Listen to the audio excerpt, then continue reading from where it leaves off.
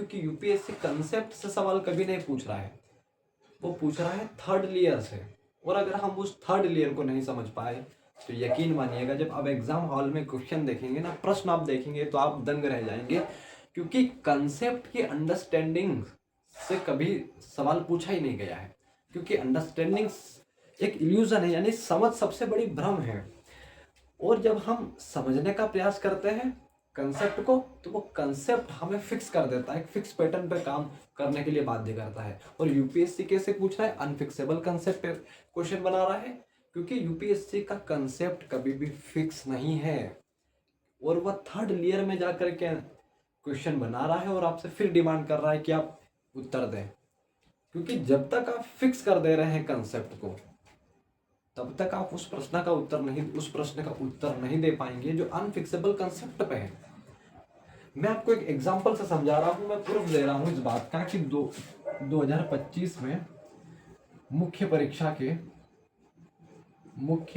के इतिहास के प्रश्न पत्र को उठाइएगा और उस प्रश्न पत्र में आपको एक प्रश्न दिखेगा। ऐसे कई सारे प्रश्न हैं, लेकिन मैं सिर्फ एक प्रश्न की बात कर रहा हूं अभी। आपको दिखेगा सिंधु सभ्यता के ऊपर कि सिंधु सभ्यता के लोग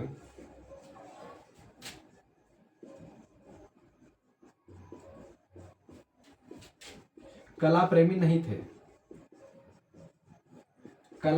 थे। टिप्पणी करिए। ये क्वेश्चन कंसेप्ट से बिल्कुल भी नहीं पूछा गया है थर्ड लेयर से पूछा गया है। First layer, second layer, third layer. और हम कहां पर अटक रहे हैं, इसी फर्स्ट लेयर पर अटक रहे हैं। क्यों? क्योंकि हम कंसेप्ट की अंडरस्टैंडिंग बढ़ाना चाहते हैं। और मैं आपसे बार बार कह रहा हूं कि कंसेप्ट को समझने के पीछे मत भागिए, क्योंकि समझ सबसे बड़ा भ्रम है। क्योंकि हम उस असल समझ की ओर जा ही नहीं पा रहे ना, जिसे हम समझ कह रहे हैं, जिसे हम कंसेप्ट ऑफ क्लैरिटी कह रहे हैं, वही सबसे बड़ा इल्यूजन बनती जा रही है। और जब उस इल्यूजन को हम समझेंगे नहीं तो इस थर्ड लेयर वाले आंसर प्रश्न का उत्तर नहीं लिख पाएंगे। इवन बहुत सारे जितने भी प्रश्न हुए लगभग इसी पैटर्न पे काम कर रहे हैं। अनफिक्सेबल कंसेप्ट के ऊपर काम कर रहे हैं, अनफिक्सेबल अंडरस्टैंडिंग के ऊपर वो काम कर रहे हैं, और वहीं से प्रश्न बन करके आ रहे हैं। और हम कहाँ काम कर रहे हैं? हम फर्स्ट लेयर पे काम कर रहे हैं, कंसेप्ट को फिक्स करने पे काम कर रहे हैं, कंसेप्ट की क्लैरिटी बढ़िया से कर रहे हैं। लेकिन यूपीएससी कभी भी फिक्स होकर के नहीं चल रहा है, वो आपके साथ में गेम खेल रहा है। ये एक क्वेश्चन नहीं, ऐसे हर पेपर में आपको उदाहरण मिलेंगे। जितने भी प्रश्न है, मुझे तो जहां तक मैं समझ पाया हूँ पीवाईक्यूज का एनालिसिस करने पर, मुझे लगभग सारे क्वेश्चन इसी पैटर्न पे दिखे हैं। चाहे वो मेंस एग्जामिनेशन की बात हो, चाहे प्रारंभिक मुख्य परीक्षा की बात हो।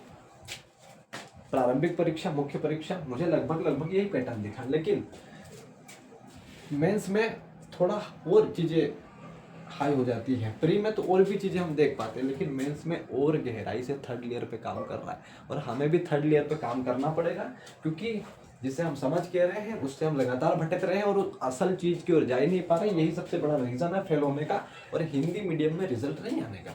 हम सोर्स के पीछे लगे हैं कि सोर्स मिल जाए, सोर्स का रोना रो रहे हैं कि हमारे पास सोर्सेस नहीं है, अच्छी गाइडेंस नहीं है।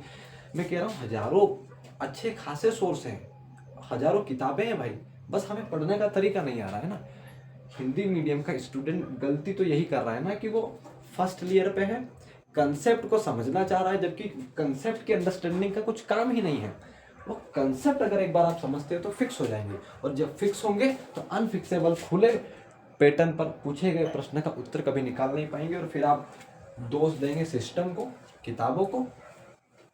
तो हमें इस पे काम करना है।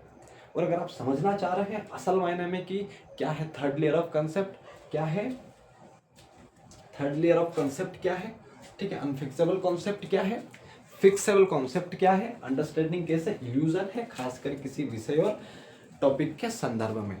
तो आने वाले वीडियो में अगर आप चाह रहे हैं तो मैं आपसे चर्चा कर सकता हूं, और उदाहरण के साथ चर्चा कर सकता हूं, बिल्कुल प्रूफ दूंगा यूपीएससी के पीवाईक्यूज के साथ में। और आप खुद कहेंगे उन वीडियोस को देखने के बाद कि हम जिस तरीके से अभी तक चीज़ें कर रहे थे, कहीं ना कहीं हम गलती कर रहे थे, कुछ ना कुछ गलती कर रहे थे। तो मुझे लग रहा है कि ये वीडियोस आपको देखने चाहिए और सपोर्ट करना चाहिए, क्योंकि हिंदी मीडियम को आगे बढ़ाने के लिए हमें कुछ नया इनोवेटिव करना पड़ेगा। हम एक ही पद्धति पे चलते रहेंगे तो रिजल्ट नहीं आएगा। तो हमें कुछ नया इनोवेटिव करना पड़ेगा, कुछ नया आइडिया लेकर के आना पड़ेगा और बेहतरीन करना पड़ेगा, तब हिंदी मीडियम का रिजल्ट इंप्रूव होगा, हम कुछ अच्छे से कर पाएंगे। वरना हम वही कोचिंग के पीछे भाग रहे हैं, टीचरों के पीछे भाग रहे हैं और हम कुछ नहीं कर पाएंगे फिर। तो मैं प्रयास यही कर रहा हूँ कि इसके अगले वीडियो में जो मैं यहाँ बता रहा हूँ उसको एक्सप्लेन करूँ, उदाहरणों के साथ में अच्छे से समझाने का प्रयास करूँ और उसको सब्जेक्ट के साथ में हम कनेक्ट करके पढ़ना सीखें, समझना सीखें और करना सीखें।